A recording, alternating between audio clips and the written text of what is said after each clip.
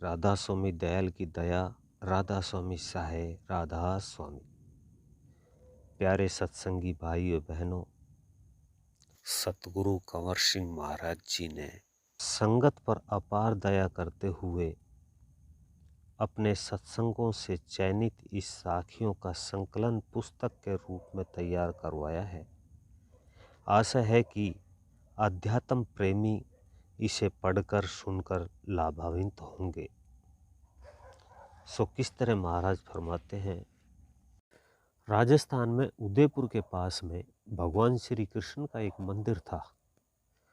उदयपुर का राणा उस मंदिर में रोजाना पूजा करने जाता था और मंदिर का पुजारी परम संतोषी और उदार हृदय वाला था।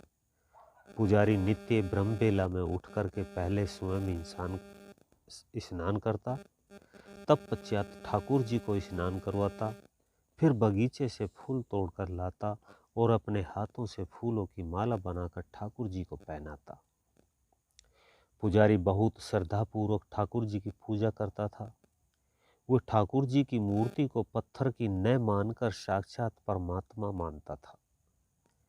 जब राणा ठाकुर जी की पूजा करके जाने लगता तो पुजारी ठाकुर जी की माला को राणा के गले में डाल देता, उसको पहना देता था। इससे राणा बहुत खुश होता, बहुत प्रसन्न होता था।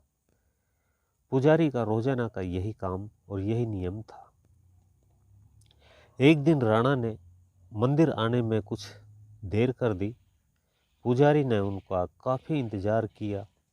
फिर वह सोचकर कि शायद आज राणा जी को कोई ज़रूरी काम आन पड़ा होगा, इसलिए नहीं आ सके।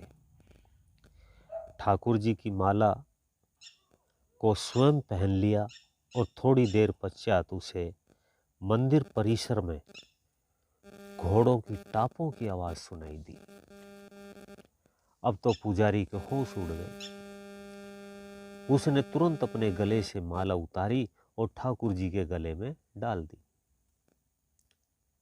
परंतु जल्दबाजी में उसकी दाढ़ी का एक सफ़ेद बाल माला में उलझ करके चला गया।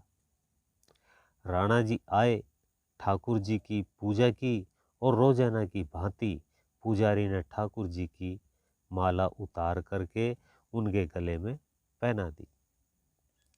अचानक राणा की नज़र माला में फंसे हुए सफ़ेद बाल पर पड़ी और वह समझ गया कि आज मुझे आने में कुछ देर हो गई, इसलिए ये माला पुजारी ने पहन ली और हो न हो ये सफ़ेद बाल जरूर पुजारी की दाढ़ी का है। अब राणा जी पुजारी से कहने लगे कि पुजारी जी, अब तो ठाकुर जी भी बूढ़े हो गए हैं, उनकी दाढ़ी भी सफ़ेद हो गई है। पुजारी ने बिना सोचे समझे हामी भर दी, परंतु दूसरे ही क्षण उसे ख्याल आया कि आज तो राणा किसी दूसरे ही लहजे में बोल रहा है। माला को ध्यान से देखा तो उसमें उसे भी सफ़ेद बाल नजर आ गया। चलते वक्त राणा ने पुजारी से कहा कि मैं कल आकर ठाकुर जी की सफ़ेद दाढ़ी देखूंगा। तब तो पुजारी की हालत ऐसी थी कि काटो तो खून नहीं। चिंता के मारे पुजारी की भूख प्यास सब जाती रही। सांस सांस में ठाकुर जी से विनती करने लगा कि ठाकुर जी, मेरी लाज अब आपके हाथ है, आपके सिवा मेरा कोई सहाय नहीं है, मेरी रक्षा करो। सारा दिन सारी रात इसी चिंता में बीत गई कि कल मेरा न जाने क्या राणा क्या हाल करेगा। अब इंतजार की घड़ियां बहुत लंबी होती है, बड़ी मुश्किल से बीतती है। खैर लंबे इंतजार के बाद पुजारी ने सवेरा भी देखा। नित्य प्रतिदिन की तरह पहले स्नान किया, फिर ठाकुर जी को स्नान करवाया, भारी मन से फूल तोड़ करके माला भी बनाई, ठाकुर जी को पहनाई भी, फिर पूजा भी की। लेकिन आज उसका पूजा में भी मन नहीं लगा। अब तो पुजारी को राणा का ही इंतजार था। आज राणा बाकी और दिनों से थोड़ा जल्दी मंदिर में पहुंच गया। उसे शक था कहीं पुजारी फरार न हो जाए। राणा ने आकर देखा तो ठाकुर जी की तो लंबी दाढ़ी, सफ़ेद दाढ़ी है। उसने सोचा कि पुजारी तो बहुत चालाक निकला, रातों रात ठाकुर जी को इसने नकली सफ़ेद दाढ़ी लगा दी। परंतु मैं भी कोई मूर्ख नहीं हूँ, अभी इस पुजारी की पोल खोल देता हूँ। ऐसा सोचकर राणा ने ठाकुर जी की दाढ़ी का एक बाल खींचा।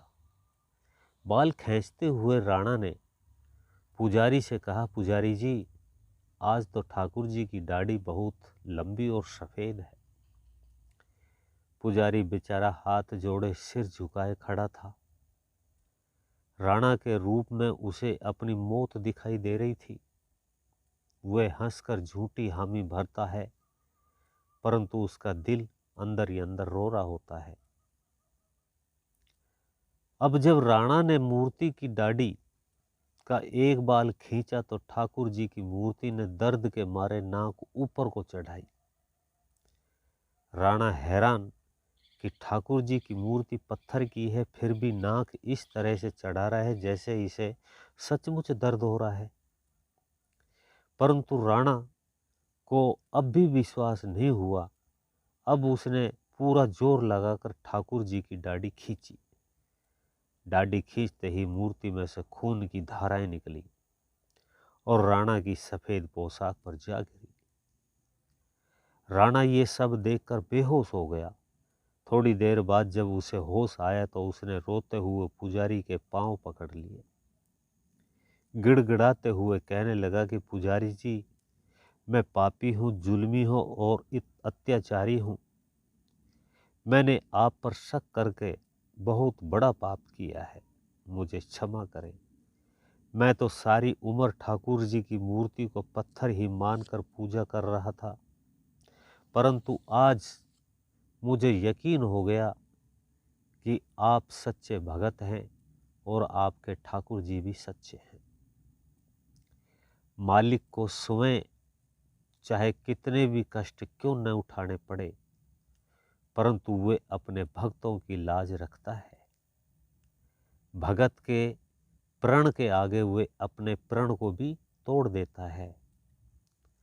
परमात्मा की मर्यादा तो सतयुग के बाद द्वापर युग लाने की थी, परंतु गौतम ऋषि ने अपनी पत्नी अहिला के कारण युग पलटवा दिया और सतयुग के बाद में त्रेता युग आ गया।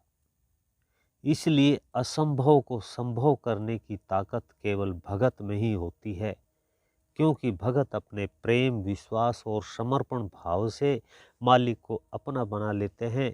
परमात्मा कहता है, स्वर्ग छोड़ बैकुंठ त्याग, मैं नंगे पैरों धाऊं, जब जब भीड़ पड़े भगतों में, मैं दौड़ा दौड़ा आऊं। खबर न करूं अपनी, भगत मेरे मुकुटमणि। राधा स्वामी। अभी आप सुन रहे थे परम संत सतगुरु कंवर साहिब महाराज जी का ये सत्संग। ऐसे ही और सुनने के लिए वीडियो को लाइक करें, चैनल को सब्सक्राइब करें, ज़्यादा से ज़्यादा शेयर करें। सभी सत्संगी भाई बहनों को राधा स्वामी जी।